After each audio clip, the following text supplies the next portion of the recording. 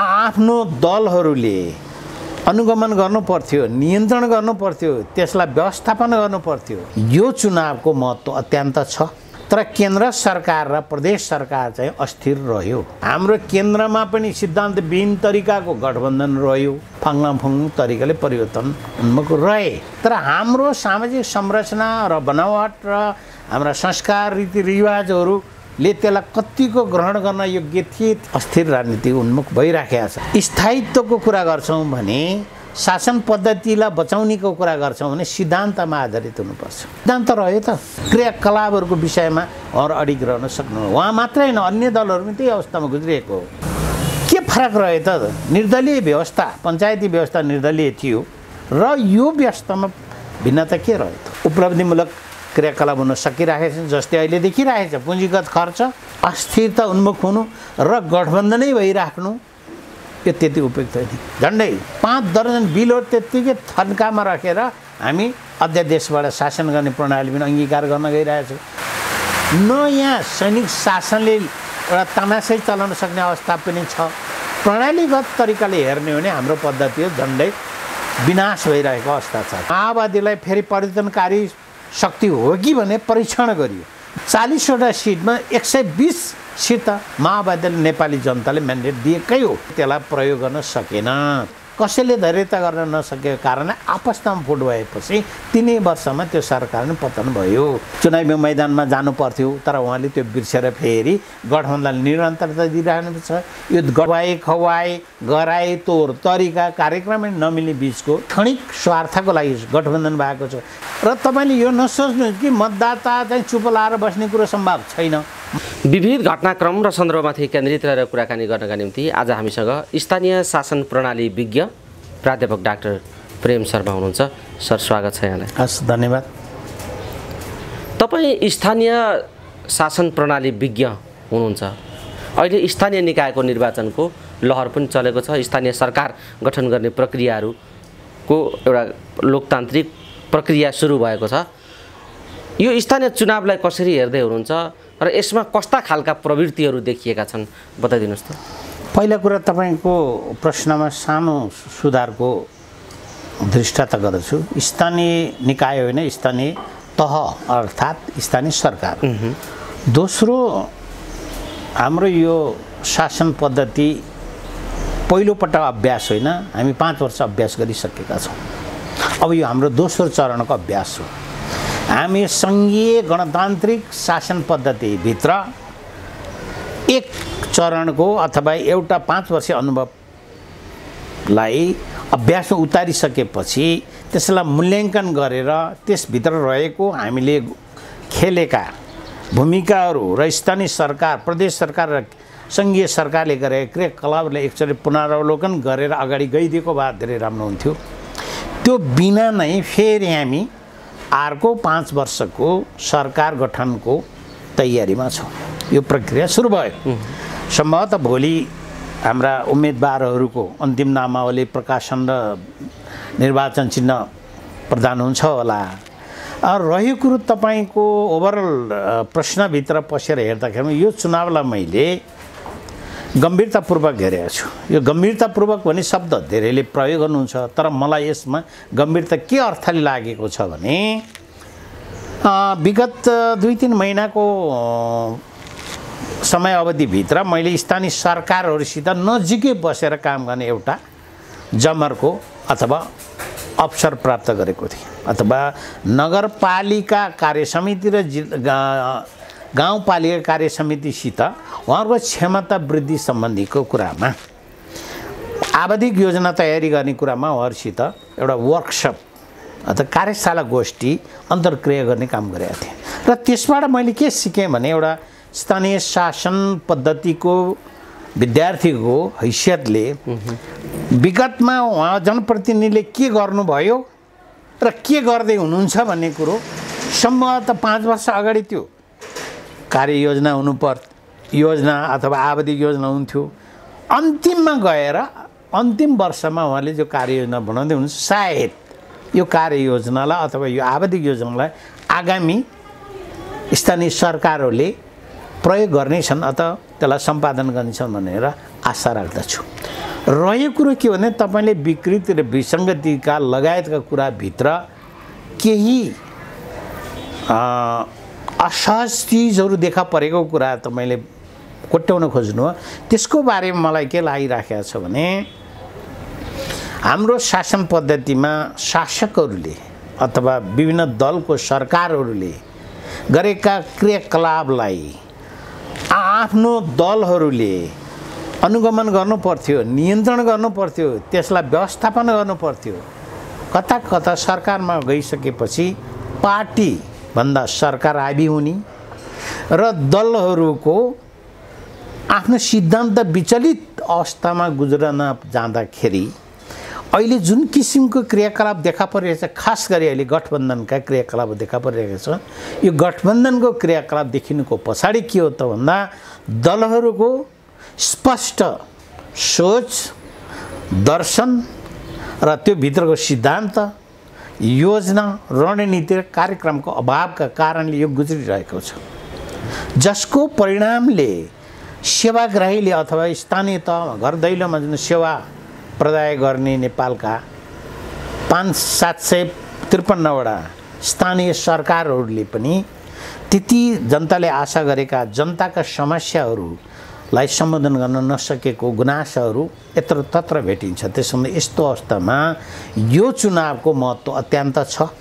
त्यसै कारण हामीले यसलाई सकारात्मक तरिका लिएर भावी सरकारको निर्माणमा सक्रियता जनाउनुपर्ने आवश्यकता छ। जस्तो मुलुकको विकास र समृद्धिका निम्ति स्थिर सरकार, स्थायी सरकारको आवश्यकता को परिकल्पना गरिन्छ र त्यसको अभ्यास तलदेखि नै हुनुपर्ने एउटा राजनीतिको मान्यता हो। तर अहिले जुन खालको राजनीतिक अभ्यास भएको छ, स्थानीय तहको सरकार निर्माण गर्ने र स्थानीय तहको प्रणालीलाई व्यवस्थित गर्ने सन्दर्भमा जुन खालको रणनीति अख्तियार गरिएको छ, दलहरूको जुन रणनीति देखिएको छ, यसलाई कसरी बुझ्नुहुन्छ? पहिलो कुरो त स्थायी सरकार, संस्थागत दल, संस्थागत शासन प्रणाली हुनुपर्छ, दिगो हुनु। रहेको कुरो कहाँ हो त भन्दाखेरिमा यसलाई हेर्दाखेरि दलहरूले अपनाएका क्रियाकलापहरूलाई हेर्दाखेरि स्थानीय सरकार जहिले स्थायित्वै छ, त्यहाँ कुनै अदल बदल परिवर्तन हुने अवस्था छैन, किन हाम्रो संविधानले नै त्यो किटेर दिएको प्रावधानभित्र सञ्चालन भइरहेको छ। काम गर्ने तौर तरिका र काम गर्ने क्षमता फरक फरक हुँदाखेरिमा शासन र नेतृत्वकर्ता र विकास निर्माण क्षेत्रमा आफ्नो तरिकाको नतिजा भयो होला। तर केन्द्र सरकार र प्रदेश सरकार चाहिँ अस्थिर रह्यो। केन्द्र सरकार पनि 3 वर्षपछि परिवर्तन भयो र प्रदेश सरकार चाहिँ एकै महिनामा 3 चोटि पनि परिवर्तन भएको हाम्रो इतिहास छ। यो हुनु भनेको अस्थिरता उन्मुखै हो। यो हुनु भनेको पहिलो कुरा त दलहरूले अङ्गीकार गरेको सङ्घीय गणतान्त्रिक शासन पद्धतिमा हामी पश्चिमा शैलीको संसदीय अभ्यास गर्दैछौँ भने त्यसका मूल्य र मान्यताभित्र हामी छिर्नु पर्थ्यो, त्यसलाई अङ्गीकार गर्नु पर्थ्यो। ती कुराहरूमा हामी सायद कम अनुभवी रह्यौँ अथवा कमजोर हाम्रो अनुभव रह्यो। त्यसैको कमी कमजोरीका कारणले हाम्रो केन्द्रमा पनि सिद्धान्तविहीन तरिकाको गठबन्धन रह्यो। अर्को प्रदेशको सरकार पनि के भयो, केन्द्रको सरकार परिवर्तन हुने बित्तिकै प्रदेश सरकारहरू पनि फाङ्लाफुङ तरिकाले परिवर्तन उन्मुख रहे। यसको अर्थ अस्थिर किसिमको हाम्रो शासन प्रणाली देखा पर्दैछ। यो अस्थिर किसिमको शासन प्रणाली देखा पर्नुको मुख्य कारण के हो त भने हाम्रो नेपाली भू संरचना, भू राजनीतिक संरचना अथवा स्थिति हेर्दाखेरि चीन तथा भारत मित्र राष्ट्रहरूकोले अङ्गीकार गरेको शासन पद्धति, उहाँहरूले गरेको आर्थिक प्रगतिको हामीलाई असर प्रत्यक्ष पर्छ भन्ने कुराको पनि आङ्कलन गर्नुपर्थ्यो भने अर्कोतर्फ हामीले के जान्नुपर्छ भन्दाखेरि हाम्रो सामाजिक आर्थिक संरचना, सांस्कृतिक संरचनाभित्र हाम्रो व्यवस्था अगाडि आउनुपर्ने हो। हामीले बाहिरबाट भित्रायौँ हुबहु पश्चिमा शैलीको शासन पद्धति, तर हाम्रो सामाजिक संरचना र बनावट र हाम्रा संस्कार रीतिरिवाजहरूले त्यसलाई कतिको ग्रहण गर्न योग्य थिएनन् भन्ने कुरा हामीले हेक्का राखेनौँ। त्यसै कारणले यसको परिणाम अस्थिर राजनीति उन्मुख भइराखेको छ। त्यसो हुँदा केन्द्र सरकार अथवा सङ्घीय सरकार र प्रदेश सरकार अस्थिर उन्मुख छ, तर स्थानीय सरकार स्थायित्वमा छ।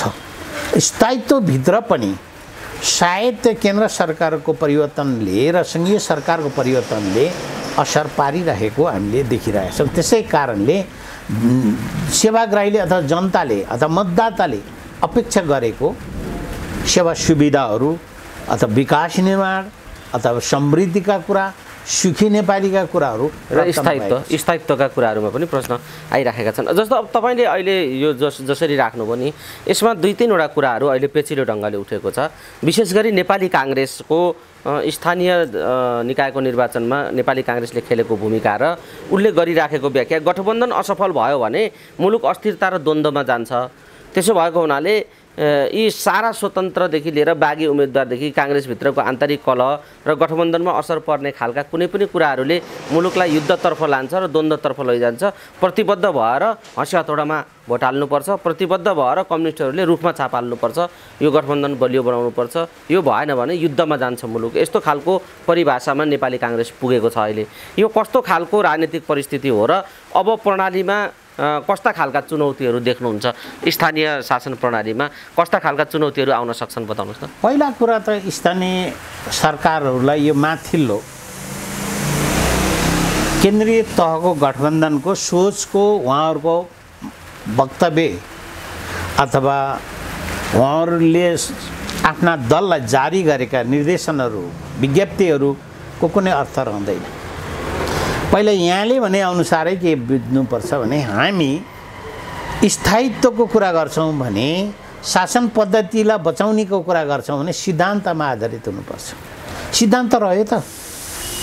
नेपाली काङ्ग्रेस सिद्धान्त के गठबन्धन भनेर पहिलाको चुनावमा 72 सालको चुनावमा 47 सालको 74 सालको चुनाव थियो त? थिएन। आफ्नो स्पष्ट राजनीतिक सिद्धान्त त्यसमा आधारित भएको उहाँहरूको घोषणापत्र, चुनावी घोषणापत्र र कार्यक्रम क्रियाकलापहरूको विषयमा उहाँहरू अडिग रहन सक्नु। उहाँ मात्रै होइन, अन्य दलहरू पनि त्यही अवस्थामा गुज्रिएको हो। र अहिले आएर सिद्धान्तविहीन किसिमको गठबन्धन र मेलमिलापबाट के फरक रह्यो त? निर्दलीय व्यवस्था, पञ्चायती व्यवस्था निर्दलीय थियो र यो व्यवस्थामा भिन्नता के रह्यो त भन्दा दलीय चरित्र त देखा पनि। दलीय चरित्र भने के हुन्छ भने दलहरूको आफ्नो दर्शन र त्यसभित्रको सिद्धान्त, त्यसभित्र कार्यक्रम नीति अनुरूप चल्न पर्थ्यो। त्यो पनि चलिएन। के नेपाली जनताले चितवनकै एउटा उदाहरणको रूपबाट हेरौँ, चितवनको मतदाताहरू 2 चोटिसम्म नेपाली काङ्ग्रेसका उम्मेदवारलाई मतदान नगरेर हँसी हतौडामै मतदान गरिरहन् त?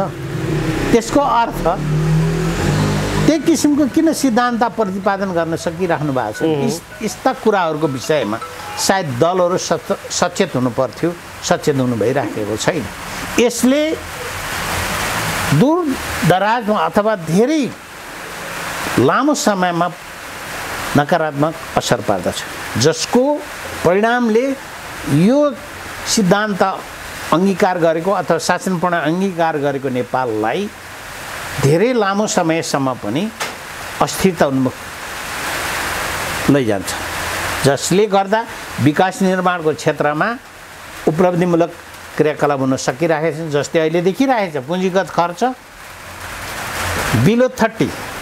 अब हामी 2 महिना मात्रै बाँकी, 3 महिना मात्रै बाँकी छ विकास निर्माणको बजेट खर्च गर्ने। अब 30% नागेको छैन भने अब 2 महिना 3 महिनामा हामी अब 70% खर्च गर्ने सम्भावना छ त? छैन। त्यसै कारणले यो विकास निर्माणमा लगानी नहुनु, विकास निर्माणका कामहरू नहुनु र जहिलेसुकै यो राजनीतिक अस्थिरता उन्मुख हुनु र गठबन्धनै भइराख्नु, यो त्यति उपयुक्त होइन। कि निर्दलीयतै हुनु पर्यो? निर्दलीय त हुने पनि अब अहिलेको 21औं सम्भावना छैन। हिजो हामीले त्यो निर्दलीय व्यवस्था फ्याँकेर हामी दलीय व्यवस्था पुनर्स्थापना गऱ्यौँ। दलीय व्यवस्थाले पनि डिजायर्ड किसिमको उपलब्धि दिन नसकेपछि गणतान्त्रिक सङ्घीय व्यवस्था अङ्गीकार गरिरहेको छ। के नेपाल जहिलेसुकै परीक्षणको थलो हो त? परीक्षण थलो हुनु त भएन। त्यसै कारण मैले यहाँका दर्शक र श्रोतालाई एउटा बिन्ती गरिसकेँ कि विगतमा हामीले अपनाएका शासन पद्धतिले हाम्रो देश र नेपाली जनतालाई समस्या समाधान गर्न नसकेपछि अथवा यहाँका समस्यालाई समाधान गर्न नसकिसकेपछि हामीले नयाँ अभ्यासहरू गर्दै आइरहेको हो र अहिले आएर जुन शासन प्रणाली हामी अङ्गीकार गरेका छौँ केन्द्रीय सरकार र प्रदेश सरकारको तौर तरिका हेर्दा क्रियाकलाप हेर्दा एउटा शक्ति पृथकीकरणको सिद्धान्तबाट नै विचलित भयो। कार्यकारिणीले व्यवस्थापिका लेजिस्लेसन्स र जुडिसियरीलाई हस्तक्षेप गर्यो जसको ज्वलन्त उदाहरण देखिरहेछ। हाम्रो सदन निकम्ब अवस्थामा गुज्रिरहेको छ। हाम्रो न्याय प्रणालीमा अहिले प्रधान न्यायाधीशै सस्पेन्ड अवस्थामा रहेर अगाडि मुद्दा मामला चलिरहेछ भने हामीले पार्लिमेन्टबाट संसदबाट पास गरेर बिलहरू झन्डै 5 दर्जन बिलहरू त्यत्तिकै थन्कामा राखेर हामी अध्यादेशबाट शासन गर्ने प्रणाली पनि अङ्गीकार गर्न गइरहेछौँ भने हामी एउटा वैधानिक संवैधानिक कानुनी शासन प्रणाली अलि विमुख भए जस्तो अथवा कानुनी राज्यबाट विमुख भए जस्तो अवस्थामा गुज्रिरहेछौँ। त्यसै कारणले यो अवस्थाले गर्दाखेरिमा स्थानीय सरकारहरूलाई पनि धेरै असर पारिरहेको छ। प्रेम सर, यो सहज छैन। यो एउटा पाटो हो। तपाईँ राजनीति शास्त्र पनि बुझेको, राजनीति शास्त्रको विद्यार्थी पनि हुनुहुन्छ, राजनीति शास्त्रको क्षेत्रमा पनि दखल राख्नुहुन्छ। अहिलेको राजनीति र विगतदेखि अहिलेसम्मको स्थितिलाई हेर्दा नेपालको राजनीतिको चरित्र कस्तो पाउनुहुन्छ? यो कस्तो खालको राजनीतिक चरित्र विकास भएको देश हो यो नेपाल भन्ने कुरा बताइदिनुहोस्। बडा गम्भीर प्रश्न ल्याउनु भयो। नेपालको पोलिटिकल इकोनोमी अथवा पोलिटिकल कल्चर अथवा नेपालको राजनीतिक संस्कृति नै कस्तो भयो भन्दा अत्यन्त अन्योलग्रस्त रह्यो। यो जस्तोसुकै परिवर्तन आत्मसात गर्ने, तर आत्मसात गरिसकेपछि फेरि अर्को परिवर्तनलाई पनि त्यसको उन्मुख रहने स्थायित्वतर्फ हामी देखिराखेका छैनौँ कि। त्यसो हुँदा हामी न यहाँ सैनिक शासनले एउटा तानासै चलाउन सक्ने अवस्था पनि छैन, त्यो पनि न एउटा प्रजातान्त्रिक शैलीमा हामी अङ्गीकार गरेर हामी त्यो शासन पद्धतिलाई हामीले अभ्यासमा ल्याएर एउटा व्यावहारिक तरिकाले अगाडि जान सक्ने अवस्था पनि देखा परेन। त्यसै कारण हामी यस्तो संस्कारमा गुज्रिराखेका छौँ, सायद तदर्थ अथवा क्षणिक अवस्थालाई व्यवस्थित गरेर अगाडि जाने बाहेक अर्को व्यवस्था एउटा निरन्तरता एउटा सिस्टममा प्रणालीमा चल्ने पद्धति हामीले विकास गर्न सकेको छैन, जसको कारणले नेपालको राजनीति अस्थिरता उन्मुख हुने, विकास निर्माण चाहिँ निर्वाध अगाडि नचल्ने यो किसिमको कल्चरबाट हामी पीडित छौँ। जस्तो विगत र वर्तमानको राजनीतिक परिवर्तन र प्रणालीगत सुधार या कमजोरीको तुलना गर्दा कस्तो पाउनुहुन्छ डाक्टर साहब? अब यसलाई हेर्दाखेरिमा पद्धतिको दृष्टिकोणले हेर्ने भने विगतै पद्धति अनुसार चलेको बरु भेटिन्थ्यो। किनभने एउटा संविधानभित्र लेखिएका कुराहरूमा निर्वाध तरिकाले प्रतिपालन गरेर हिँडेको देखिन्थ्यो, तर अहिले त त्यस्तो पनि छैन। संविधानमा एउटा लेखिया होला, व्यवहारमा अर्को लेखिएको छ। त्यसै कारणले एउटा सिस्टमको दृष्टिकोणले हेर्नु नै पहिलाकै सिद्धान्त राम्रो देखिन्छ, तर अहिले विकास निर्माणको क्षेत्रमा मात्रै कुराले होइन कि यो भूमण्डलीय प्रभावका कारणले अहिले क्षेत्रीय भूमण्डलीय प्रतिस्पर्धाको जमानामा आइसकेपछि हामी सूचना प्रविधि र सञ्चार जगतले गर्दाखेरि हामी चाहिँ धेरै परिवर्तनकारी हुनुपर्ने बाध्यता छ। त्यसै कारण त्यसअनुसार हामी अगाडि जाँदाखेरिमा कस्तो भइरहेछ भन्दा हामी चाहिँ जानेर या नजानेर पनि हामी नयाँ गतिविधिमा सरिक हुनु परिरहेको छ, तर प्रणालीगत तरिकाले हेर्ने हो भने हाम्रो पद्धति झन्डै विनाश भइरहेको अवस्था छ। त्यसै कारण पद्धति अनुसार चलिरहेको छैन। डाक्टर साहब, यो एउटा कुरा भयो। अर्को कुरा, नेपाली राजनीतिमा यो चुनावी परिणामका सन्दर्भहरू विगतदेखि वर्तमानसम्मका चुनावी परिणाम हेर्ने हो भने कहिले कसका विरुद्ध कसलाई यस्तो खालको परिपाटी भएर आएको देखिन्छ। कहिले माओवादी 2/3 बहुमतमा, कहिले गठबन्धन कम्युनिस्ट गठबन्धन बहुमतमा, कहिले काङ्ग्रेस बहुमतमा, कहिले सबै अल्पमतमा मिलिजुली सरकार। यस्ता खालका अनेकौँ किसिमका चुनावी परिणामका परिणतिहरू हामीले हेरेका छौँ। यसपालि कस्तो खालको अपेक्षा गर्नु भएको छ र आम मानिसको मनोविज्ञान कतातिर गएको र कस्तो खालको परिणामको आकलन गर्न सकिन्छ बताइदिनुहोस् त तपाईँको एउटा पहिला कुरा त तपाईँकै प्रश्नभित्र मैले के देख्दछु भने 2007 साल पछाडिको हाम्रो प्रजातन्त्र अभ्यास होइन त्यसपछि चाहिँ के भएर आइरहेको छ भने परिवर्तनकारी शक्तिलाई अनुमोदित गरेको छ नेपाली काङ्ग्रेसलाई 2015 सालको चुनावमा 109 सिटमा 74 सिट नेपाली काङ्ग्रेसले दिएर एकल सरकार सञ्चालन अख्तियारी दिएको थियो।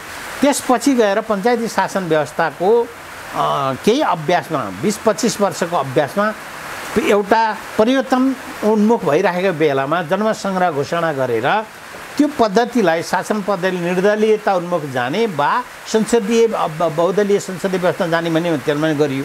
तर त्यसमा चाहिँ डिसिसिभ किसिमको बहुमत देखा परेन। पञ्चायत पक्षमा झिनो बहुमत मात्रै देखा पर्यो। तर बहुदलीय शासन पद्धतिमा थोरै मतले मात्रै हार्यो।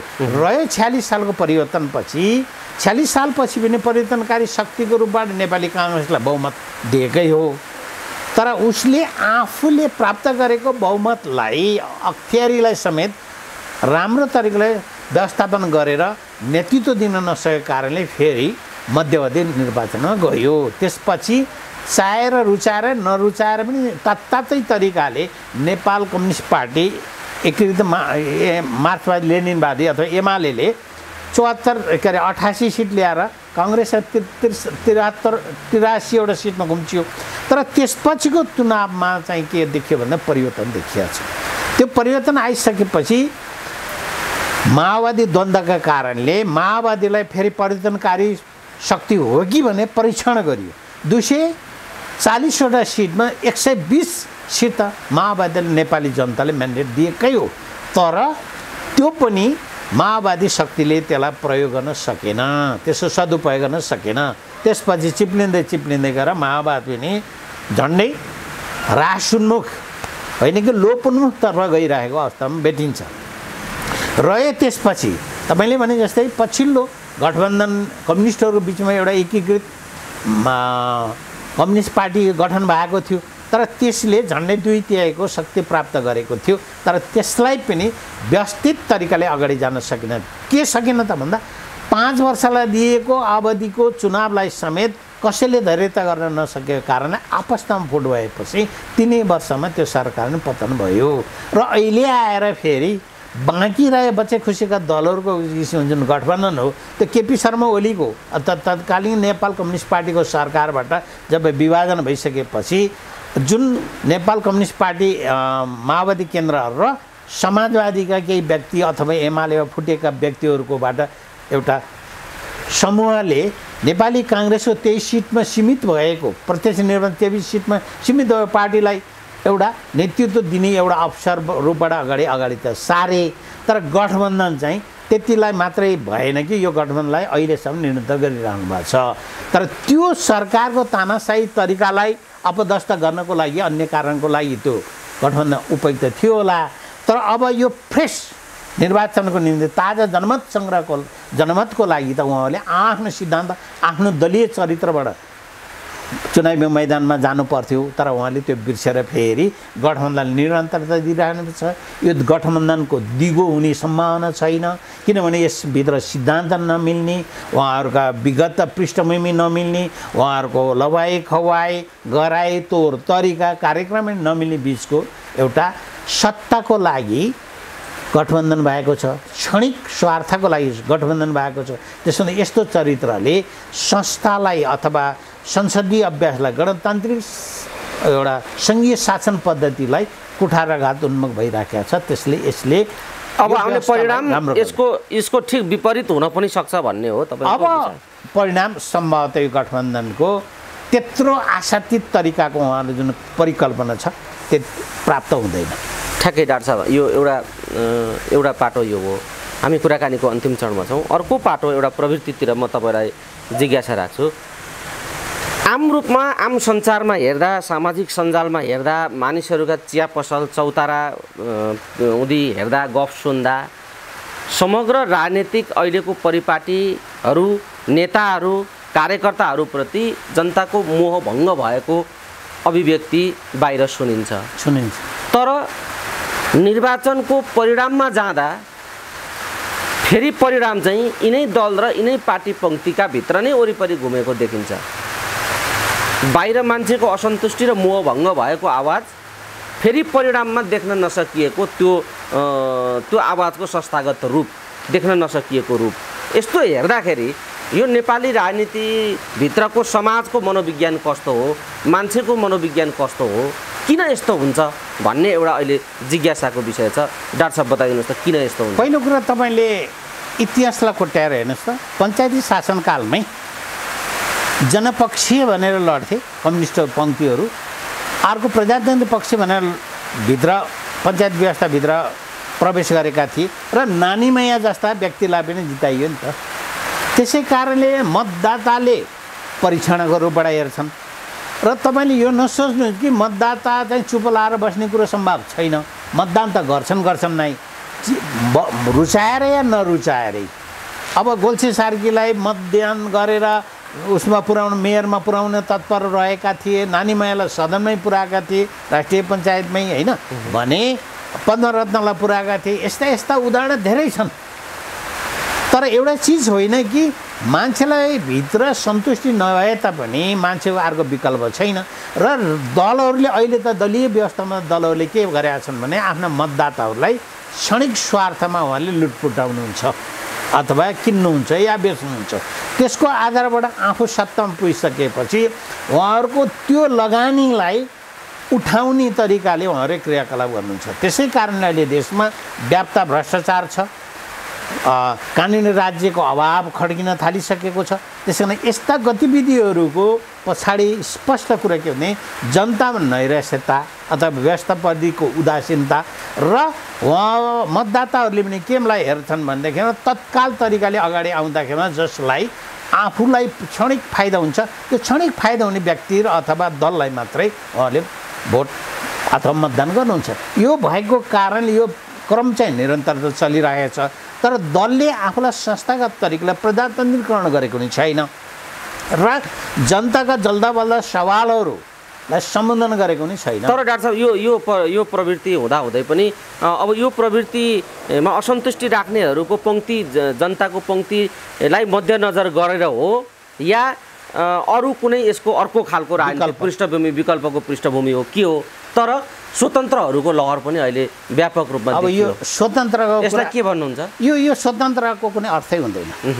किन हुँदैन भने दलीय व्यवस्था हो। एकजना भनौँ न कुनै एउटा प्राध्यापकले मलाई प्रधानमन्त्री बनाइदिनु भने म यो देशै सुधार्छु भनेर पनि भन्नुहुन्छ कि, तर सम्भव छैन। किनभने सङ्गठित किसिमको व्यवस्था अङ्गीकार गरिएको छ। एउटा व्यक्तिले गरेर हुने भए त त्यो त तानाशाही हुनु पर्थ्यो होला सायद, अथवा हिजो आजभन्दा 14-15औं शताब्दी पहिलाका कुरा सम्भव थियो होला, या राजाले निर्देशित गरेको एउटा सिद्धान्त प्रतिपादन गरेर चल्थ्यो, त्यो अवस्था छैन।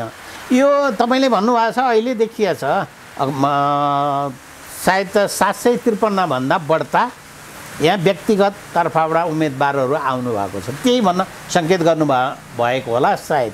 तर यी शक्तिहरू सङ्गठित नभएसम्म सम्भव छैन। किन सङ्गठित भएर नै एउटा व्यवस्थाको विकल्प दिन सकिन्छ, व्यवस्थालाई प्रणालीगत तरिकाले अगाडि लैजान मिल्छ। तर व्यक्तिले त एउटाले त केही सक्दैन। एकजना व्यक्तिले जितेर के हुन्छ र? अरू बाँकीवटा भनौँ न 9 जना व्यक्ति 13 जनामा एकजनाले जितेर के गर्छ र? 12 जना त उसको विरुद्ध हुन सक्लान्। अब भनेर 19 जना भनौँ न नगरपालिकाको भने 19 जना 18 जना त अर्को हुन सक्छन् भने एउटाले जादुको तरिकाले शासन सञ्चालन गर्न सक्नुहुन्छ म चाहिँ।